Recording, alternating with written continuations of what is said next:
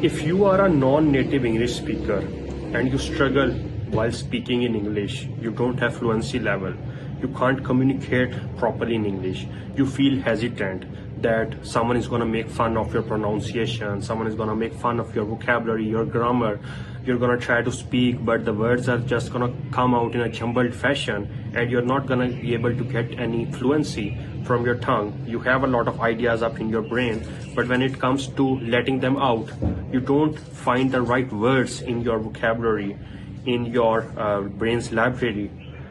Then welcome to the club. You're not alone.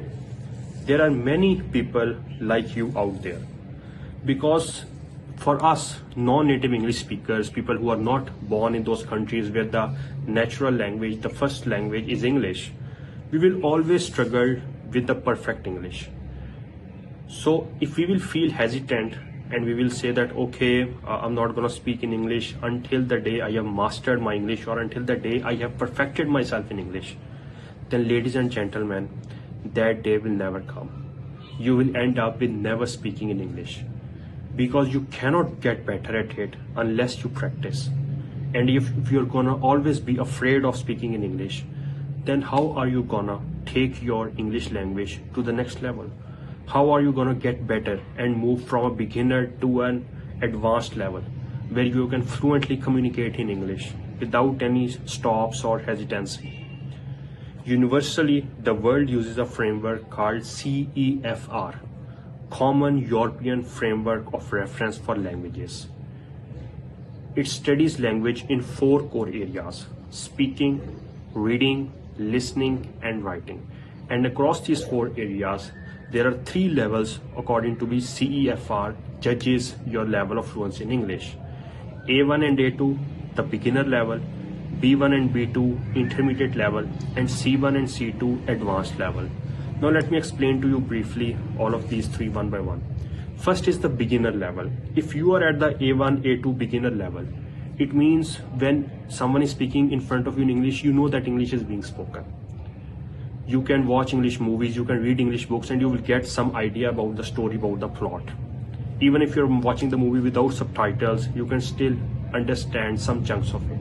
You will have access to a limited vocabulary and grammar.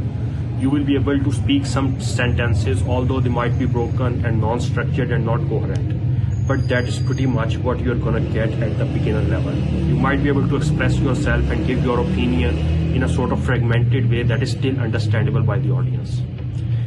If you are at the intermediate, which is the B1 and B2 level, you have access to a more diverse vocabulary. You are able to make complete sentences, even write paragraphs in English, even speak for a couple of minutes in English.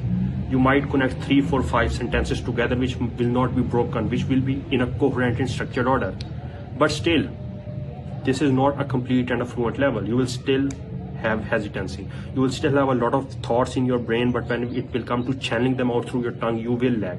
You will lack consistency. You will not have that active, mental vocabulary, or they say, as it's called it, muscle memory. So you will lack that muscle memory. Then final is the C1 and C2, the advanced level. At this level, you will have a near non-native, English fluency level. You will be able to communicate successfully in English. You will be able to express your opinions, ask for directions, channel your emotions. You will be able to give long speeches, write structured, coherent essays in English. So this is the difference between these 3 levels.